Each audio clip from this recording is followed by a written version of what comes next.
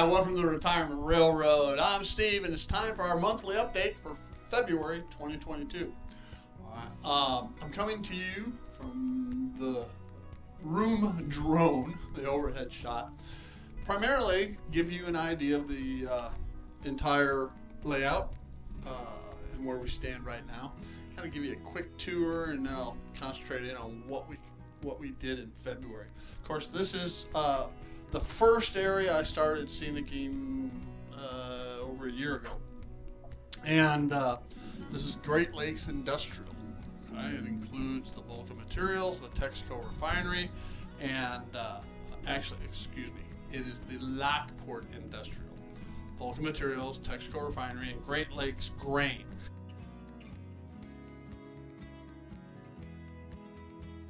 Now, there's a section that drops in here that's currently in storage underneath.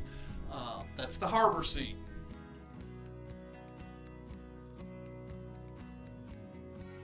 Okay. Of course, we have our bridge scene. And then we move over towards Chicago. We got the south side with the Chicago stockyards, meatpacking plant area.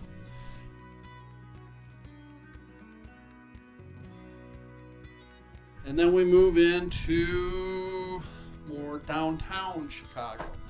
Eventually here will be the Chicago Post Office, where the Eisenhower Expressway goes right through the center of it. Okay? Union Station sits down a level with the main station here with two clear glass sheds protruding slightly above.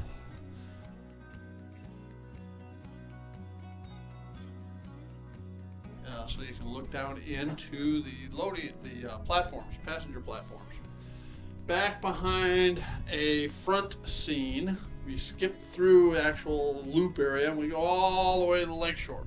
And Van Buren Street Station, which is sunk down below. This is actually Columbus Avenue. Michigan Avenue would be right back here, out of sight. We have the Buckingham Fountain. We'll eventually have a flat of the Prudential Building, because this is the mid-60s. The tallest building in Chicago at the time was the Prudential Building.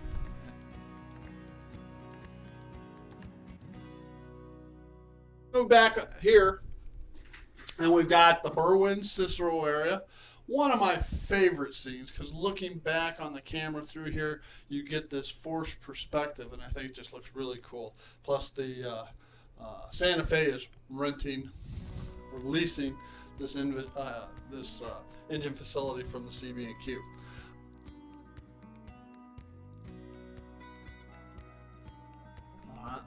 And you go through, but it disappears, but basically I call it the Chicago Park District. All right, ending up over here at Downers Grove, Fairview Avenue.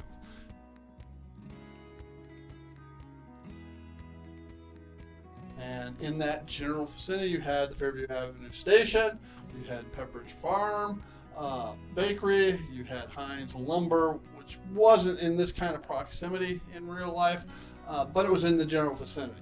Okay, and we move around, and eventually, right now I have the part lifted out. Eventually, this will be Downers Grove. Okay, suburban Downers Grove. And in the distance, you have the cornfields of northern Illinois.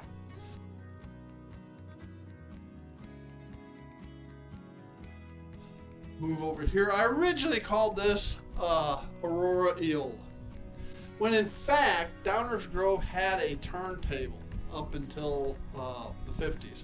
And because it was the terminus for commuter service from Chicago, the outermost terminus. And it wasn't until the suburbs grew further out toward past to western Downers Grove, Belmont, then into Lisle, Naperville, Fox Valley, and into Aurora, that they extended the commuter service all the way out to Aurora, and Aurora had a turntable. So this is kind of Downers Grove or Aurora, depending on how you want to look at it. Downers Grove did not have a roundhouse, but it did have a turntable. All right. So then you got the drop down section as we move into Aurora. Okay.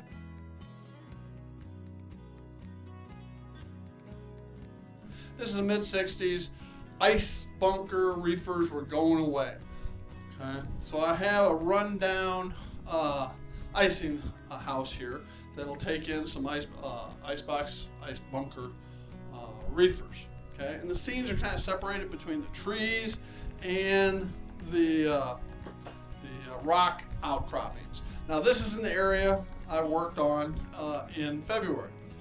Okay. I added the icing platforms and just recently completed the roofs on the extension, the Tichy extensions, which don't totally match the original Walthers because they're wider and a little bit different roof style. But I went ahead and modified it some to get to match up best I could. I also added the interlocking tower here at the end of the yard. Okay, there is some detailing done on the inside. I'm not big on detailing interiors of buildings because unless you're going to stoop down and really look for it, you're not going to see it. Okay? Now there is some detailing here. I put the interlocking levers, and I'll eventually put some people in there. And you know, I could ask you to go around the layout and find the couple buildings that I do have interiors on, and you'd probably be hard pressed to find it. But one of them is this little interlocking tower at the north entrance to Union Station. There is a gentleman on the inside peering out the window. Okay? There's a welder in here, and when the engine's not there, you can see a mechanic down in the engine servicing pit. Okay? But most people don't see it. Now, on the other hand, I do like exterior detail. At the packing plant, as an example, you got some people on the outside, maintenance guy going up. You got a couple guys back here, as I refer to, shoveling cow pies, etc. So I do like exterior detail. There's a guy out here picking up trash too. You know, little things like that. All right. So anyway, here is the Aurora Eola yard. Now Eola is now part of Aurora. Back in the day, it was just a rural section between Naperville and Aurora, and that's where the outer freight yards were. Inner freight yards were in by Berwyn Cicero. The outer were out here at Aurora, and so that's what we have depicted here. Now, this is not prototypical, okay? Proto-representative. Okay? As somebody asked me in a live stream whether I do prototypical or proto-freelance, and I said neither. Okay? Proto-freelance is you're building a prototype building, but it's not perhaps where it was originally located. Okay? My locations are real, and the buildings may be the same type, but not the same building. Okay? So that's why I call it proto-representative. That's just me. So anyway, at the end of February this is like for into the first week of March, started on Aurora. So I'm not going to get into that right now. That'll be in next month's update.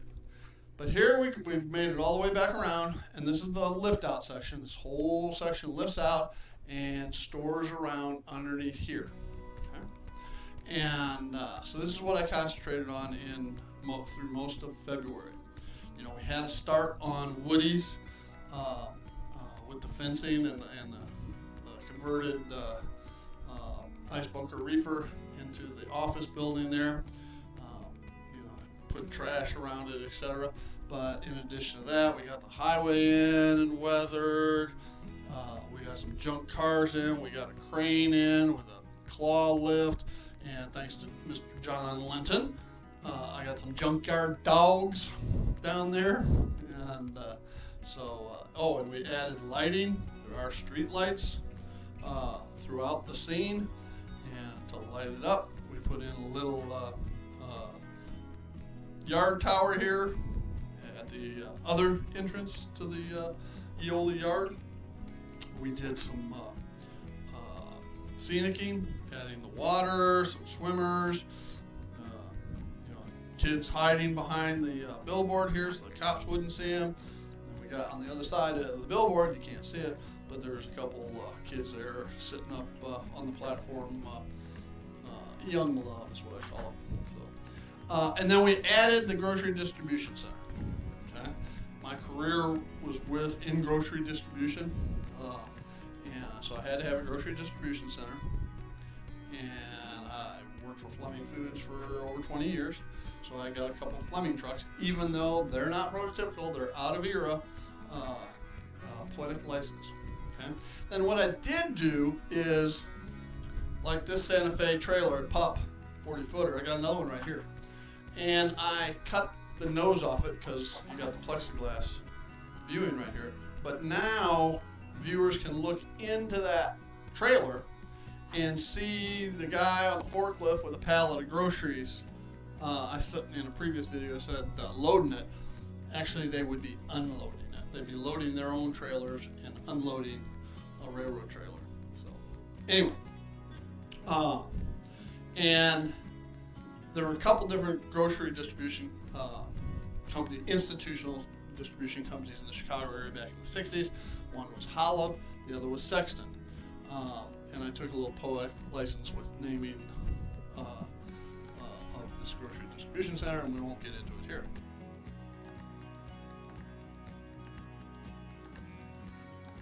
You can go back and look at my tip of the day and find out. All right. So that was the big emphasis, was finishing. You never finish because there's always more details you can add, but getting this to the point it's at so that I can move over here and start on this, which I'm concentrating on now here in March. All right. So that's kind of the quick update, the down and dirty. As far as new rolling stock, the crane came on a flat car. I separated the two, I added it. The flat car is now over there and has a couple more M10 tank destroyers on it. So it's going to be part of my military train. I did get that. In the process of getting that, I also got another U.S. Army box car. So my Army train is, military train is really coming about. I think that was it for the month as far as rolling stock. So anyway, now it's a matter of getting Aurora situated, and before we can move on to a few other places. Anyway, stay tuned. Train of the month's coming up next. Bye. All right, our train of the month for February 2022 is just a simple Burlington manifest freight, and what makes the Burlington freights a little bit different is it was very common, if not more ordinary, to see the locomotives running elephant style. Okay? Instead of back to back, they would be all nose forward. And you really didn't see much of that on other railroads other than the CB&Q. Why they did it, I don't know. I'm sure somebody does. It's just not me. And so, the other thing, this month's train of the month is powered by a pair of U-boats. Okay? Now, the Burlington had a pretty special relationship with EMD, Electric Motor Division of General Motors. Right? Since they were basically the EMD plant in outside of LaGrange, Illinois, sat right between the Burlington tracks and the Santa Fe tracks. Okay? So it was not uncommon for the Burlington to have to help deliver other railroads' EMD units, or at least tow them to the next railroad. So, or pull them, not tow them. Anyway, that's why you saw mostly EMDs. Now, these pair of U-boats, they did have some General Electrics, but you rarely, if ever, saw any Baldwins, Alcos, Fairbank, Morris, or other brands. You know, overwhelming majority were EMDs, sprinkled with a few General Electric U-boats. At the head of this manifest freight is the is the U-30, a U-30B, followed by a U-25C. More than enough power to pull this short manifest.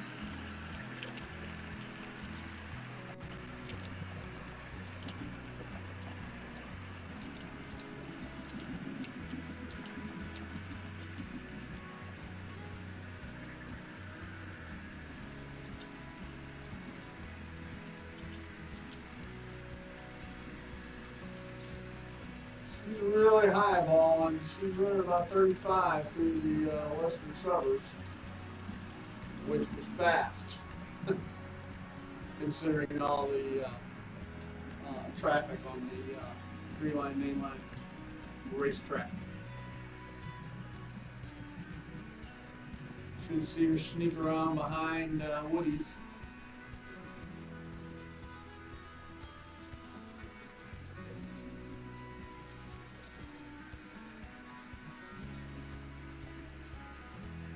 Goes. Oh, there's Capital City Limited sneaking by. That's coming on down through Aurora.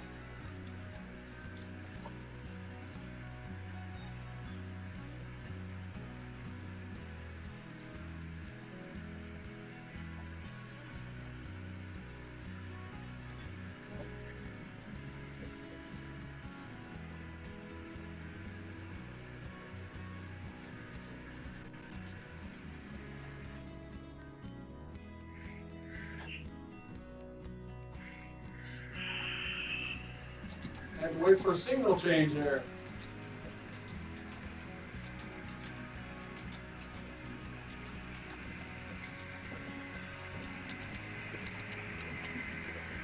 Farmlands, northern Illinois.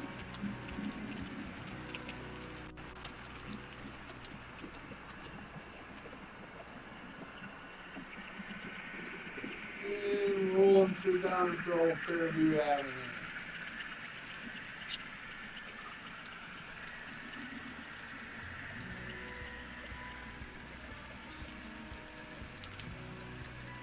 Into Berwyn and Cicero.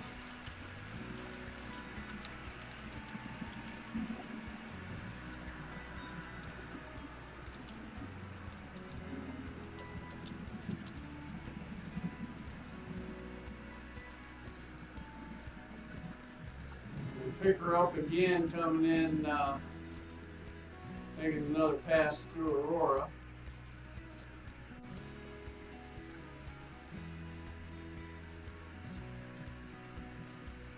See her coming.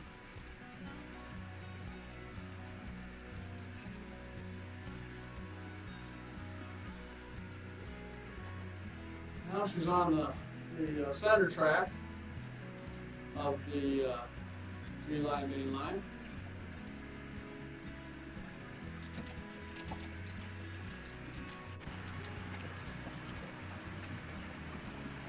And coming through Downers Grove.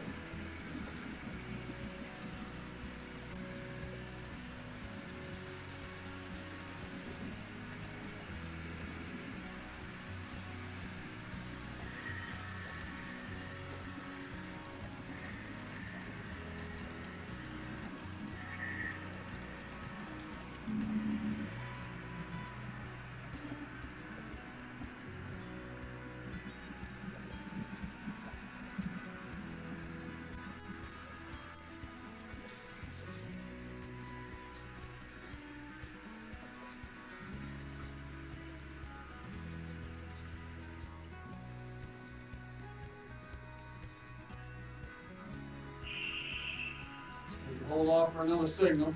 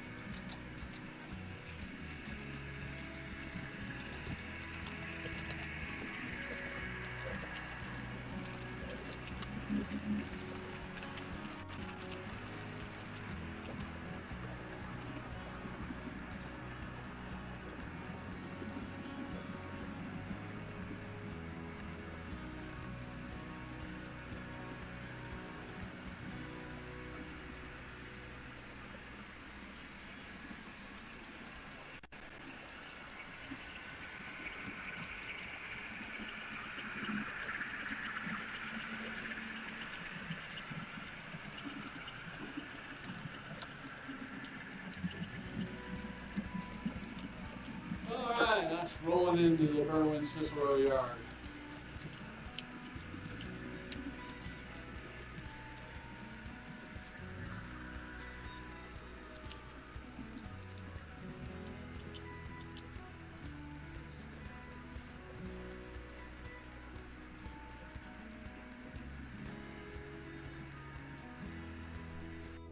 With that, I hope you enjoyed our March layout update and everything we got accomplished during the month of February, and of course our train of the month. So I want to thank you for joining me here at the Retirement Railroad. I'm Steve, and you all have a great day. Bye now.